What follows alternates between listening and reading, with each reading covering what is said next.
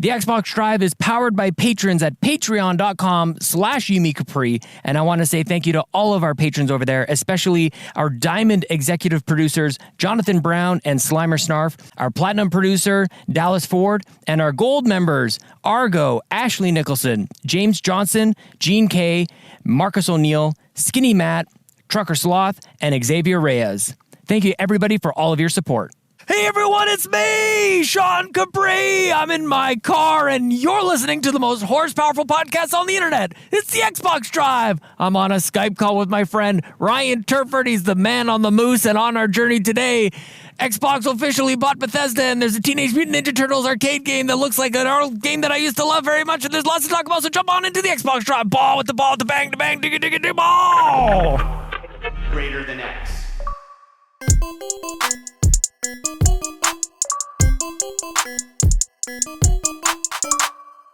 Hello, Sean Capri. I'm unchained, Ryan Turford. It's been too long. I almost don't remember how to do this. How are you, my friend? I'm doing well. Yeah, it's been a couple weeks since we've been here. I'm actually very surprised because we actually talked about this kind of off air a couple days ago that you were going to do the ba with the ba intro, and I'm so glad. I almost forgot. I almost forgot about the Kid Rock. Got to bring the Kid Capri, give in the Kid Rock ba with the ba. I love it, man. Good times. God. It's good times. God. So, Sean, we should talk real quick about why we were away, of course. All right. And I mean, we mentioned this on Twitter, but not everyone follows us on Twitter or anything like that. Right. Most people just listen to us on the podcast feed. So we want to address real quick, of course, our dear friend, Bobby Pauls, the Nintendo Guru, who we've talked about on the show many times because we were doing the Gaming for Guru thing. Unfortunately, passed away about a week and a half ago. We decided to take the week off as we mourned his loss. As the community really kind of came together in his passing, and we're officially back now, but that's the reason why we haven't been here.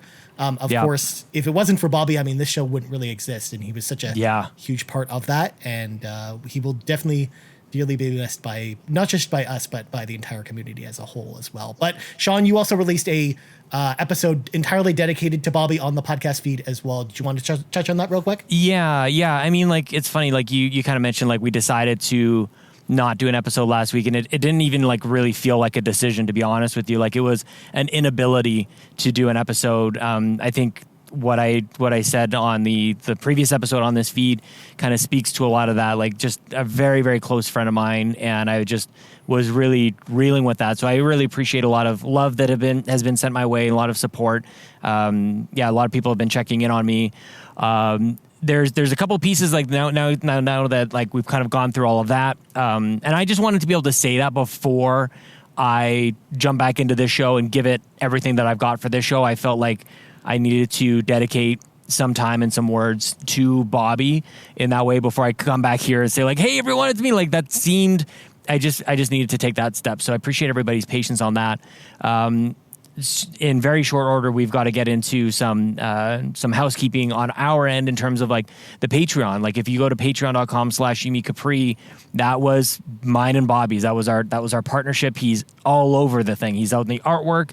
He's on all the tiers. Everything refers to a lot of his show and his content. So as I'm moving on with all of the mourning and the losing your best friend, now it gets into a little bit of the business chat about like, okay, so now what's next for the Patreon? So it's on pause right now. We're not actually taking any of the payments from patrons for March, and so we'll just until we get things kind of sorted out. And I want to make sure if people want to continue supporting the Patreon, they're doing it with full transparency. And that's on pause. Me and Ryan will be chatting about that and figuring out what's next. But with that said, Ryan, we've had a couple of people jump onto the Patreon, so I want to thank so much new gold members, RJ Kern and Dallas Robbins. You guys are amazing. I got a lovely note from RJ just a little while ago, and he's a wonderful supporter. So thank you guys for your understanding, and that's kind of it for me, man. Oh, what a nice young man. That's awesome. So, yeah. Also, real quick as well, as far as programming is concerned, the Crossroads also is on hiatus during this time as well. It's coming back on Friday this week. I was originally going to put them up at the same time as this podcast, but since I have to devote a lot of resources to this podcast, we're shifting it a day. So you'll get a new episode of The Crossroads on Friday, then on Monday, then next Friday, and then by the following Monday, we'll be all caught up and back where we were, back on the road again with the crossroads. Well, and who knows about like this Bethesda thing that is rumored. You know, I think the Xbox Empire is actually delaying their recording because they're anticipating some big news coming out of this whole Bethesda thing that we'll talk about. But who knows, man? I don't know if we're going to dedicate like an extra mile to that. Who knows? But still lots of stuff. Like we got a cram show today, but we can anticipate some. I'm sure some big news coming out of Xbox over the next 7 days as well. Yeah, for sure. If something big happens before the next podcast, you can expect you'll probably hear from us before then. Otherwise, if it's something very small, we're probably not going to. Just cover next week. On Wednesday. Yeah, exactly. Yeah. So just for full transparency, of course, because we do record this on Wednesdays, and this will be live on Thursday morning. So that's all that stuff. But enough about all that stuff. Let's grab our 8 tracks, pop them in. It's time for the playlist. And Sean, I see a whole bunch of games on your list, so I'm going to let you go first with this one. I bounced around a lot, man. Last week, just reeling with the news and everything. Nothing quite stuck, and actually for a number of days, I just didn't even want to play anything at all. But for whatever reason, I jumped into Jurassic World Evolution. Oh Have you ever played this game? This like park simulator? It's almost like a tycoon type of game. No, it's actually very reminiscent though of a game I really liked on the original Xbox, which is Jurassic Park, the Jurassic Park building game on that console. It's one of the rarest original Xbox games, but it's actually like a spiritual successor to that game. But no, I haven't actually played the new one. I heard it was real bad though, but let me know what you think. Oh no. I mean, who knows? Like honestly, like this week, I don't know if my opinion, at least for the games that I started last week, I don't know where my opinion's at because I was in a weird place, man. To be fair, you're allowed to like games that other people don't like, Sean. It's okay. Well, and I also didn't get like incredibly deep into it. I just heard Mark Carabin from Secret Friends Unite on a Co-op Mode podcast. He was talking about this game as well. I think he enjoyed it, and I only unlocked like the second island, and I just like dinosaurs. I'm sending teams off to like go dig up fossils and learn the genomes, and I can build like Triceratops and Stegosaurus and an Emetosaurus. It's like a. You'd think it would be like a Tyrannosaurus, but I don't know. It's named after the city that I live in, which is very interesting. The game is actually very good looking. You can drive around in a Jeep and check on your animals. You can refill their fuel. And it was very chill and not a very hardcore type of game like, oh man, everybody should check out this game. But it was kind of what I needed. I just wanted to chill out, take care of my flock, man. It was pretty sweet. I kind of liked it. So that's Jurassic World. It's on Game Pass. So that was a huge factor when it came to me trying out this game. Well, you and I, we might as well dive into this. You and I have you're a Sherpa. You're officially a Sherpa for myself and the boys from Quest for Pixels, Tony Baker and Joel Brooks.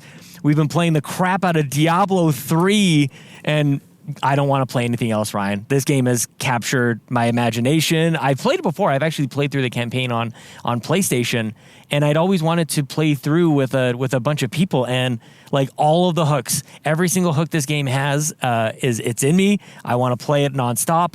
Now we're into we're beyond level 70. We're into Paragon leveling. We're in the end game. We can do our adventure mode.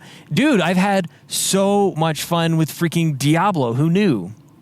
Yeah, like we've been playing it kind of nonstop for the last like 4 or 5 days now, and I mean, just like you, I've been loving it. It's also the first time for me playing the game really multiplayer. I have. Oh, is it? Yeah, I guess for me too. Yeah. Yeah, because I have probably over 1,000 hours in Diablo because I platinumed it on PlayStation, which took about 200 hours to do. That's insane. I almost have the platinum equivalent on Xbox, and then on PC, I played it for years on PC before even getting it on console. So My God. So I have so much time in Diablo 3, but I never really found friends to play with. Or found like a good play group. So it's been awesome to be able to play with other people because it's been so much fun. It's so much more fun to play it with people than it has been by myself. And I've been having a lot of fun with you guys, and it's been cool. I love being able to show you guys the ropes a little bit and kind of walk you guys through it. Although to be fair, Diablo 3 is not really a super complicated game. It kind of explains a lot of its stuff to you, but obviously you can get a little bit lost and stuff like that too. That's what I was gonna say. Yeah, like you're definitely pointing us in the right direction. And there's certain times where like all four of us will just be like, when it just throws an infinite number of enemies at you, and we're all just like throwing all we got on it, and you get like the streaks going. You got all like you're killing all these enemies, and it's like we all just like let out this unbridled, just like, oh yeah, like it's so primal in our enjoyment for it. Ryan, do you want a drink or anything? Are you thirsty? How's your throat? Oh no, I'm good. You're good? Okay. They're not ready for me yet, I guess. Right. Oh, here it is. Hi there. Can I please get a medium decaf with 2 Splenda? 2 Splenda? Yes, please. Anything else for you? That is all. 185 first Splenda. Thank you. That's the that'll be a guru tribute from now on. That is all. He always ended his podcast with that is all. And now I do it at the drive-in Ryan Turford. I understood that reference, Sean. Yeah. Can I explain it further? No. I wanted to throw in the Captain America GIF. Showing that I understood it. And real quick before we jump into the news, Sean, because I do want to give a shout out to this, even though it's not on Xbox, it really got me through a tough time when I needed it as well. I dove into what I would consider the video game equivalent of comfort food. That's really what I needed over the last week and a half. And I played Persona 3 on PlayStation 2. I'm holding it up right now. I never played that one. It's one of my all-time favorite games. And I love Persona 3, the music, the art style, the characters. It's one of my favorite Persona stories, and I loved revisiting it over the course of the last week and a half. It's a very long game, but not as long as the newer Persona games. And it was kind of like the basis for all of the newer Persona games, like that they were all based off Persona 4 and Persona 5. Right. Because the series was very different before this one. So it was so cool to go back and kind of play it this week when it was definitely the game that I needed this week. Nice, man. And it was definitely soaked up all my time that I wasn't playing Diablo or working during this time frame. But enough about all that PlayStation 2 stuff. It's time to slam the brakes on this conversation because it's time for some breaking news. Because Sean, we got a lot of news to talk about. Couple things. Thank you. Dive right into it. So first off, we're going to start with the big news story this week. And one we obviously saw coming because this announcement happened a while back, but we finally have the official merger of Bethesda and Team Xbox. They are now officially part of the team. So on the Xbox Wire, Phil Spencer went on there and created a blog post talking a little bit about the acquisition. He didn't get into too many specifics or anything like that. He made everything clear, right? Like we've got clarity now. We've been waiting for this moment. We all know what's going to happen. Like that's what he wrote, right? Right, Ryan? If by what that's what you mean, he means no. Yeah, not even a little bit. No clarity. He confirmed that, of course, all past and future Bethesda titles will be coming to Xbox Game Pass day and date, which is something we suspected would happen, but it's awesome to see that in writing now. Also, it was confirmed that some games will be exclusive to Xbox, but he didn't really name specific games or anything like that. What does that mean, Ryan? What does that mean? He did stress that Xbox Game Pass and the Xbox platform will be the best way to play Bethesda games going forward. What does that mean? The answer is they're gonna make it worse. They're gonna make like the font real small on PlayStation or like have half the frames. Like, what does that mean? It'll be like those commercials we had, the Xbox commercials when Skyrim came out, because Microsoft had the marketing deal for Skyrim, and in the commercials is like Xbox 360, the best place to play Skyrim, and that's how they did every commercial. So yeah. I'm anticipating something similar happening from now on with any Bethesda YouTube trailers that we get from now on with like a big Xbox logo at the end or something like that. I joke about half the frame rate, but maybe that is the case. Like we'll talk about Overwatch in a second, but who knows, man? Like this power differential between the two systems is real. We haven't really seen it yet, but and Phil kind of hinted about that a little while ago.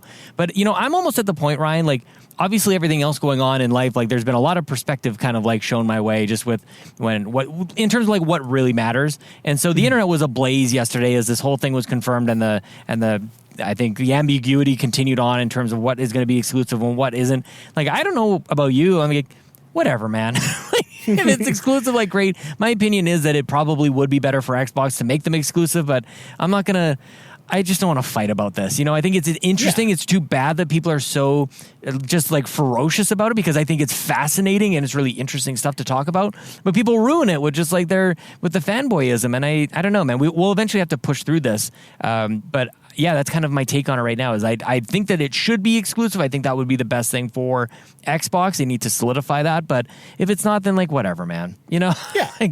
Yeah. Or I think honestly the best approach might be to have them be timed exclusive, like 1 year exclusive on Xbox, because once you get past the 1 year sales anyways, it's like, well, who really cares at that point? Totally. Like you may as well make more money on other consoles at that point, right? So could you see them expanding that beyond Bethesda then? Like, could you see them doing something like a Gears would be first on Xbox and then eventually they put it on?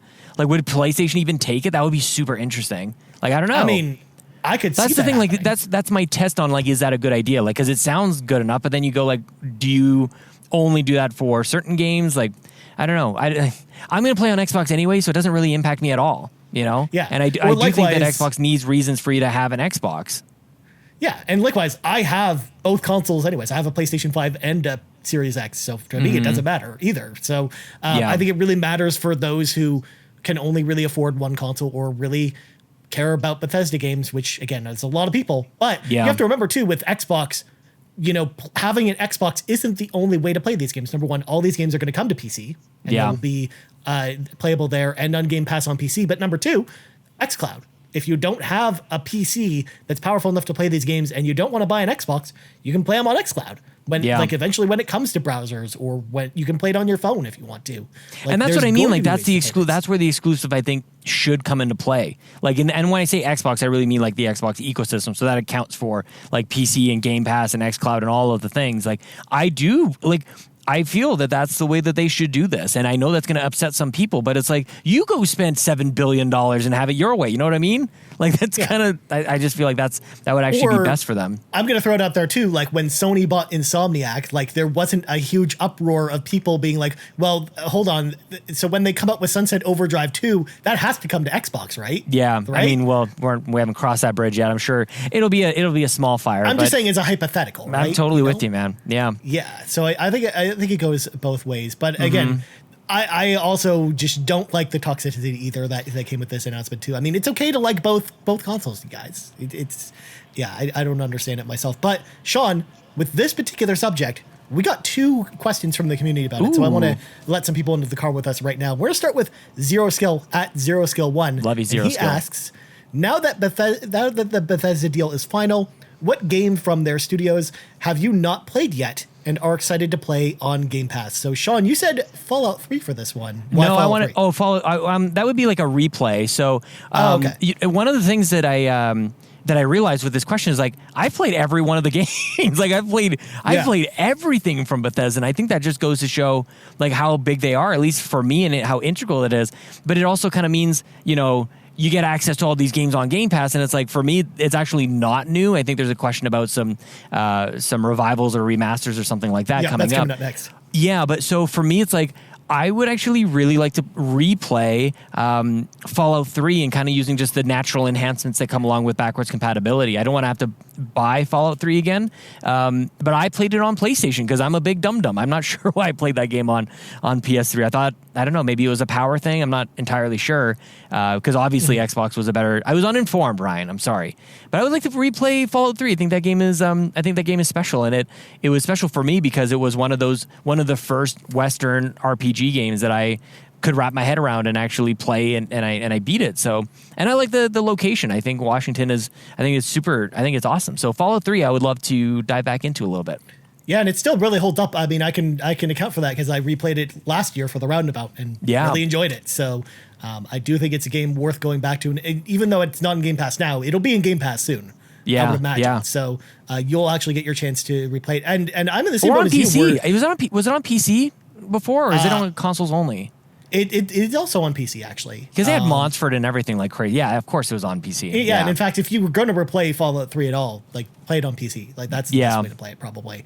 And yeah, I'm in the same boat as you, where honestly, I've pretty much played all of Bethesda's games, because that, and a lot of that just has to do with me going back and playing a lot of PC games, because a lot of the games that didn't come to console were all older Bethesda titles, which I played on PC when I was primarily playing PC games when I was playing like StarCraft competitively. Yeah. So I was playing a lot of Bethesda games back then. So I mean, there aren't too many I missed other than like the original Elder Scrolls games, like Elder Scrolls like Arena. I didn't play that. But otherwise, like all of the id games, I've played all of the id games before. Yeah, Prey, Dishonored. Games. Yeah, so there's all not the really much. Wolfensteins, the Dooms. Yeah, for me personally, there's not much I'm really missing. I haven't played Wolfenstein Youngblood. That's one Bethesda game I haven't played yet. I don't know if I'll play that. It's been on Game Pass forever. I played enough of it. Yeah. But for the most part, I don't know. I've pretty much played everything that they have. I could try it again. I heard they got that one going. But yeah, bring Todd Oxtra in here. Sorry about that. Yeah, it's okay. So we got the other question about this from Todd, and he asks, what would get you the most excited to see about the ZeniMax acquisition is remasters and of Morrowind and Oblivion. What old titles would you like to see remastered from their back catalog? And Sean, you kind of stole my answer, but tell me why you would love to see Quake come back. All the Quakes, like love to see like a total remake, because those games are so seminal, man. Like anybody who is into PC gaming back in the 90s, like if you guys thought we were obsessed with like resolution and frames per second, like now, like it was a burgeoning time back then. I had my 3DFX accelerator and I was like hoping to get 800 by 600 resolution on this thing and all the lighting effects, all the things. I wanted all my 3D acceleration back in the day, and those engines just like they powered a full generation, if not more generations of first-person shooter games. They're all based on the Quake engine. So I'd love to see that come back, reimagined. I think we've seen some Quake with some ray tracing, which is really interesting. But Quake, man, I think that's... You and I have talked about this as well. Like before we knew about Indiana Jones, I would have loved to see either id or Machine Games do... like reimagine Quake in the way that they had reimagined Doom. That those games are just so action packed, and we're here for that, dude. Like Mortal Kombat is a good example of just take this franchise and make it go over the top. Doom is exactly in that same vein as well, and Quake I think we're just waiting for it. When Quake Championships or whatever Champions or whatever was announced, I was so excited because I thought we were getting a new Quake game, but it was like a PC only arena multiplayer kind of thing. So I'd love to see all the Quakes remastered, reimagined, all the things. That would be absolutely amazing. And then the other one is the first two Fallouts. With Fallout 1, Fallout 2, I think these are the studios that can still do this. And I think it was about the same time when the Diablo, like when Diablo 2 came out and everything that we've talked about with Blizzard doing with Diablo 2 Resurrected. I love to see that treatment happen with the first Fallout games, because I think people would really adore that and really love it, especially with, I think Wasteland was pretty popular last year. So yeah, those are kind of mine, dude. I don't know if I stole everything that was possible. So yeah, I mean, a Quake collection would be one that I would love to see. I mean, we already have Quake 2 and Quake 4 on 360.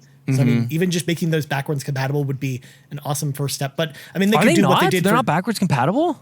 No, neither one. Oh, they came in the same box. Quake 4 was a launch title for 360, and then it came with a bonus disc that had Quake 2 on it. Sure did. I actually have that. Me too.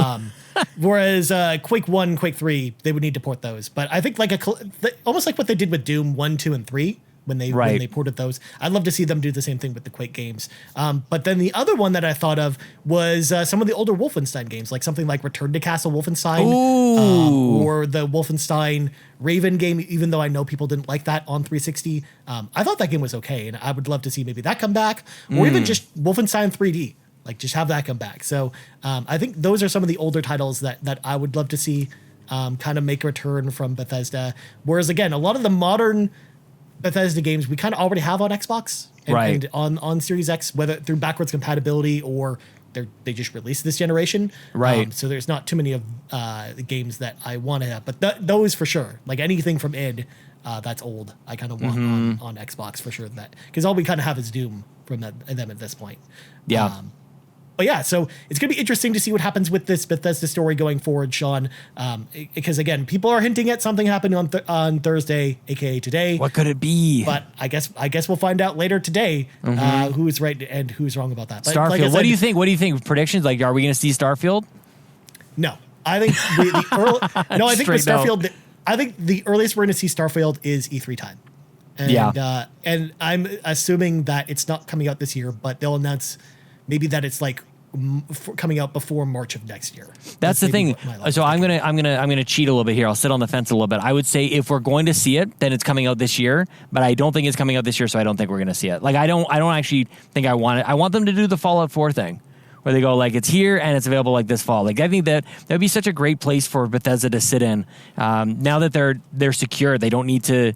Like they're with Microsoft. They don't need to hype you until it's time to get hyped for it. You know what I mean? So I'd love to see it. But there's it was on Iron Lord's podcast that was it Jason Ronald? He alluded to there are games coming out this year on Xbox that have not been announced, and wouldn't that be interesting if it's Starfield? And this soundbite is either going to age awesome or very, very poorly. Although to be fair, I don't know if that would really count because they already technically announced Starfield. So it couldn't be a game that they have. Like, I guess it depends on how you take what he said. Haven't even been announced at all. I mean, you mean to tell me that it's not just Psychonauts 2 and it's already aged Halo very this year? poorly. This sound There's clip more already. games. Yes. Okay. Well, we'll see. Who knows? All right. Next news story, Sean, and this one kind of just popped up in the middle of the night last night. Overwatch got an Yes. Xbox Series X and S update that brings 120 frames support to the game as well. In fact, there's a toggle. You can select either 4K at 60, 1080p at 120, or 1440p at 60. I don't know why you would do that mode, but that was what the original Overwatch was Interesting. based on, if you wanted to play that for whatever reason. I guess that mode's in there for the Series S specifically. Right, that makes sense. But for the Series X, 4K at 60 or 1080p at 120.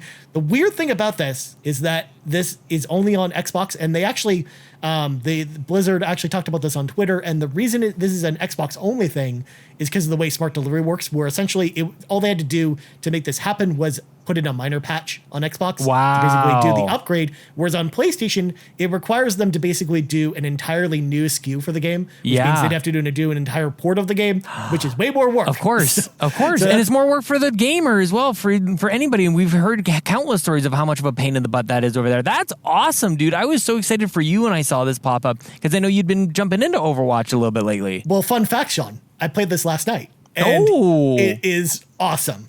I love playing the game.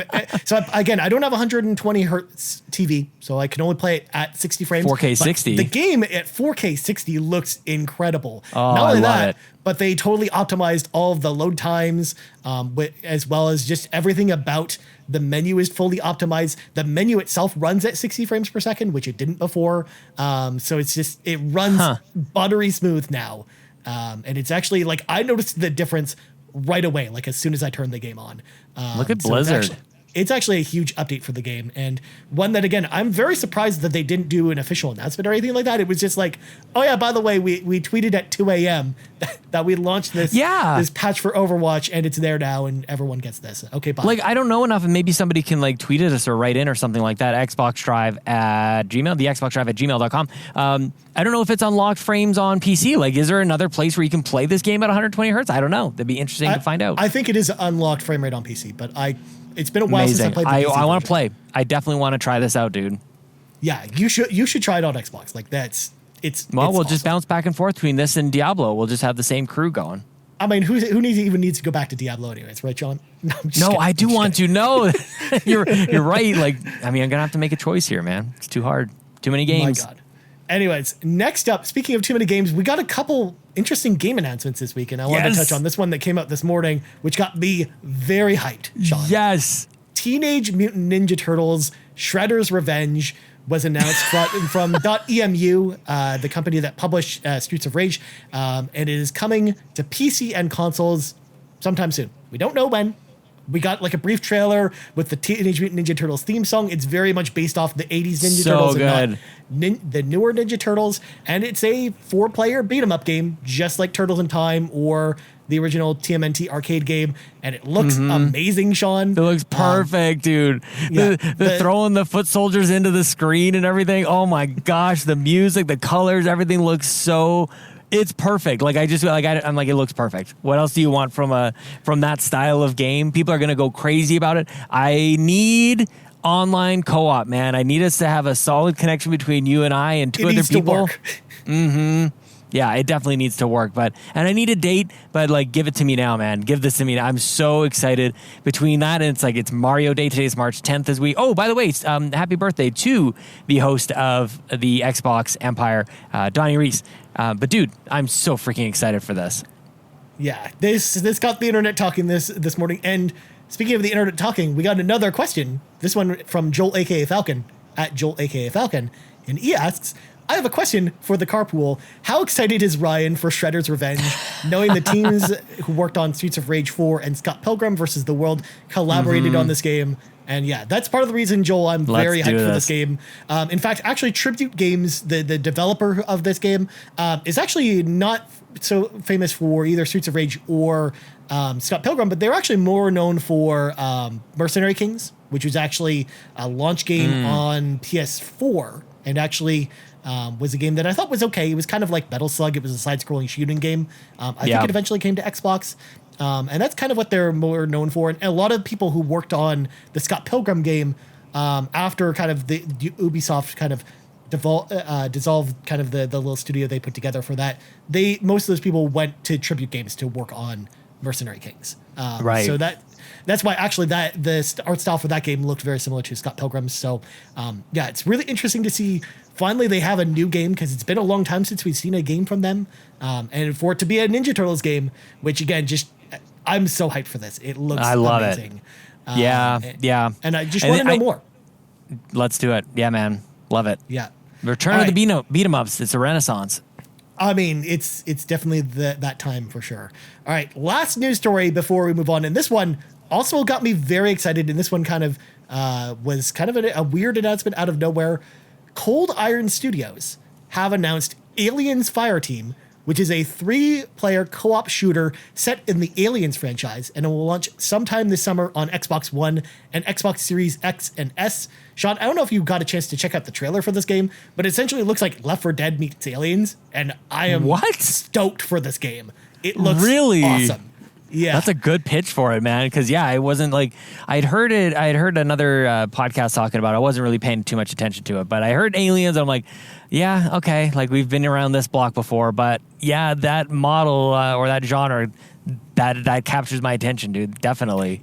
Yeah, because IGN had it as part of IGN First, which is kind of when they do like a month-long preview of an upcoming game, and they had like the exclusive announcement for the game, but they also put up like a 20-minute gameplay demo of the game where they go through one of the first missions in the game, and dude, this game looks dope. Like I'm really excited for it. And again, it's out really soon. It's out this summer. So that's what I want. That's what 2021 should be. Don't give us like just when it's ready, when you're like basically when it goes gold, tell us, and then that's the date. Yeah, exactly. I'm so glad that it's such a short dev time, and if it gets delayed, it gets delayed. But it also gives us more games to play over the summer, Sean, because I know past May it's going to be kind of a bit of a drought again, kind of like what we're. I know, dude, but I'm playing Diablo this year. Like that's like I'm good. I've got so many games from my backlog, and part of like the whole like week last week I was just downloading games. Like I downloaded Recore for some reason. Like I just downloaded everything. I'm just playing a whole bunch of stuff I haven't finished before, so I'm good with it.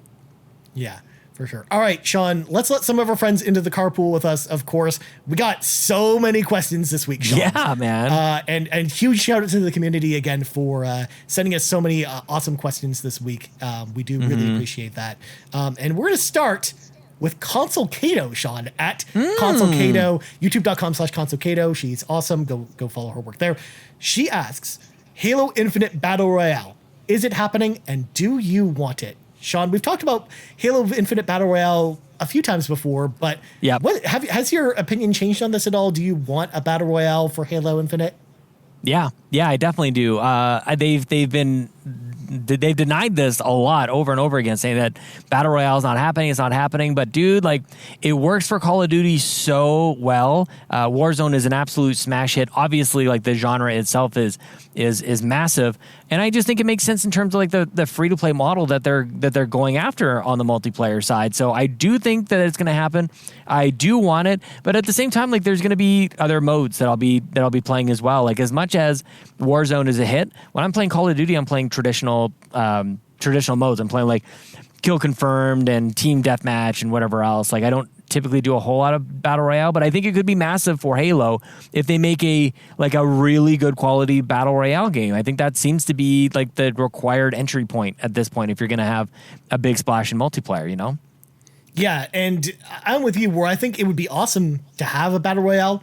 It's not the type of thing that I would be personally excited about because I don't really play too many battle royale games. Think of the vehicles though. Like think about like the vehicles that were in PUBG and how janky that game is. But once that thing started to like get ironed out, vehicles were pretty fun. And I think it would be awesome to have like squads as a mode in a battle royale. Like, you know, I just think that would be super fun for us to fly around in our Banshees or drive around in our Warthogs and killing everybody. Like, get me on the turret, man. Get me on that turret so I can get all my kills. You and your gosh darn turret, Sean.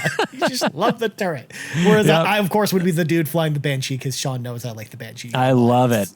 Imagine just 100 players with Banshees, Sean, just on one map. Like, how cool would that be? That'd be amazing. So, yeah, I think if it's not at launch, I think there will be one down the road. But I don't know personally how much I'm excited for there to be one, but I do think that there probably will be a Halo Infinite Battle Royale at some point. Yeah. Maybe next year, I would imagine.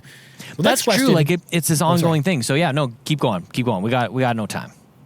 Next up, Blaze Knight at Blaze Knight 0923 asks, what are the best games to play via xCloud / remote play in your opinion? I've tried Dead by Daylight and it didn't go so well. I think the FPS definitely dropped during the session, but I've had good luck with games like Sea of Thieves and the Disney Afternoon Collection. Sean, you put down a few games here. Gears Tactics, Wasteland 3, and Jurassic World Evolution. Why did those work on remote play, do you think? Especially for this question in particular, like if the connection that you're having is not very good, and this is gonna be a result will vary, across the board. So if that's gonna be a little bit tricky, then yeah, stick to tactics games, and those are things that you can kind of play. Not only like do they not require like the Twitch response that you'd be looking for, and then you're not getting maybe because of a poor connection. But they're also like tactics games. You can take them one battle at a time, and that seems very like pick up and play type of thing that you can grab your controller and your phone and just kind of do your tactics thing. And also on the Jurassic Park World or anything like that, like the Tycoon type of games, you just check in on it every once in a while. Very Animal Crossing-esque, which I think obviously a smash hit for Nintendo Switch. Yeah, I'm with you on this. Where actually I think anything turn-based, regardless of whether they're tactics or not, I think that's probably your best bet here. I mean, now I should throw out there that because I'm not really traveling or anything like that, I haven't really been playing anything remote play since I did the controller review. So it's been a while since I've tried out the service, but I would say games like Dragon Quest XI I think would be a fantastic game because it's a turn-based RPG. Like, you don't have to worry about it. There's no active time battles or anything like that. So, like, if there's latency, it's like, who cares at that point, right? I'm actually very surprised that Blaze Knight actually had a good time with Disney Afternoon Collection because that's a collection of old NES games, and those require, like, pitch-perfect controls in order to play correctly. So I'm actually really surprised that he had a good time with those because I think that those... I would have thought those would have been really hard to play on those, and I haven't really tried playing those or the original Mega Man games on remote play or anything like that. Can you imagine if we get to that point? Holy crap.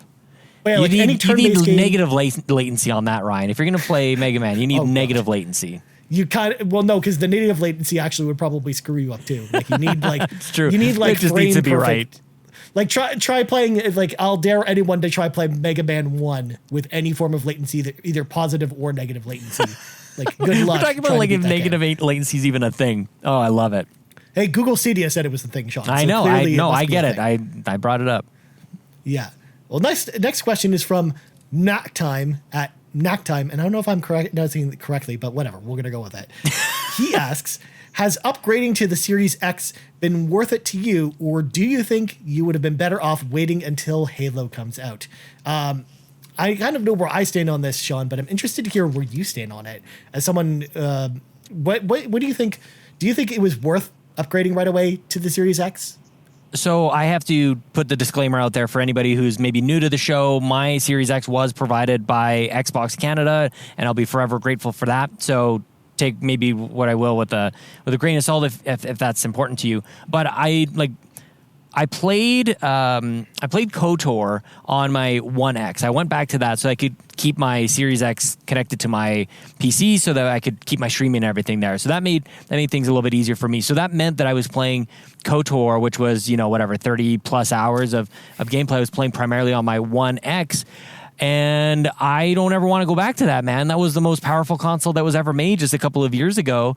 And I don't want to go back to that. Like, no way. It's like we're getting all this optimizations like that we've talked about a lot today that have been awesome. But even for a game like that, it was like original Xbox and the backwards compatibility and everything that happened there. My experience on Series X is so much better. You talked about like the load times. It's like that's way better. The quicker zoom is actually functioning now, and that seems to be like way better. There's a lot of quality of life stuff that have significantly improved my time with my Xbox, and bullet points don't cut it, man. Like when you talk about like I like my quick load times, I like my quicker zoom and whatever. Like that doesn't seem like those things add up to a $500 purchase. But especially if you're able to trade in your Xbox to go towards the Series X. Like I think absolutely. And of course, if dollars are a consideration for people, then the Series S obviously is a great option. You get a lot of the benefits that I'm talking about. But dude, like I'm so past last gen. It's so wonderful here. And I know maybe where the basis of this question is like, where are the games? But the thing is, like, there have already been so many games. They all carry over, and it's just such a better experience on the series consoles. At least for me. Yeah. What about you? No, I'm actually in agreement with that, where I think for me, it was definitely worth it in the same way that it was worth it for me to buy, because I didn't buy an Xbox One at launch, but I bought a PlayStation 4 at launch. And the PlayStation 4, I think actually even had like arguably a worse launch library than the Xbox Series X did, because I think there was just less stuff to play. Like you had Killzone Shadowfall and Knack. And not you much had else. You had a couple good quality games. You don't want to throw Resogun under the bus. Well, that's true. Resogun was good, but I mean, for the most part, other than that, like that's like 1 or 2 games, right? Which is kind of the same with what we have with the Series X, because we have the Medium that's exclusive. Eventually it came out. By the way, finish that. That game was great. Yeah, and not only that, but all the stuff you just talked about too were all the games that I'm playing in the in between time during the drought. All play better. So I mean, for me, that's been totally worth it. It's part of the reason why I was going to wait to buy a PlayStation 5, but I ended up buying one sooner than I wanted. I was originally planning because of that reason, because I had experienced all the benefits on Series X that I also wanted a similar experience when I went to go play, Final Fantasy 14, for example, because I play that game a lot. So that's one of the reasons. It was because of that I knew that value was there beyond what the exclusive games for that console were. So big time. I'm so happy that I ended up getting my Series X as well, and even my Series S, because honestly, it's been great. You have both capturing from Series S in particular for the show, or just if I wanted to, when eventually my internet actually works again, doing live streams and stuff, like having like a dedicated box in that area rather than having like keeping my Xbox One X for that, kind of going through what you were talking about. I'm glad that I actually purchased what I did. So yeah, I'm not regretting it at all. I mean, obviously, if you were just looking for just Halo, then yeah, I could understand the sentiment that you might want to wait until then. But for me personally, I'm actually really thankful that I decided to jump in when I did as well. Yeah. Next question is from AntiMacro at AntiMacro, and he asks, you get to farm out one Xbox IP, including ZeniMax IPs, to another studio to reboot it. What IP is it, and who gets it? John, did you have a chance to read this question, or do you have anything off the top of your mind? I don't know who's going to make it, but I want a Viva Pinata back. Like I want that game big time, and especially with xCloud coming back and people playing on their phones and a very Switch-like type of experience. I don't know what developer would make it. I mean, maybe you can throw like a small team at Rare to do it all over again. But Viva Pinata is maybe an out of the box type of shout out, and I'm thinking Chris Johnson would be very happy to hear me say this as well.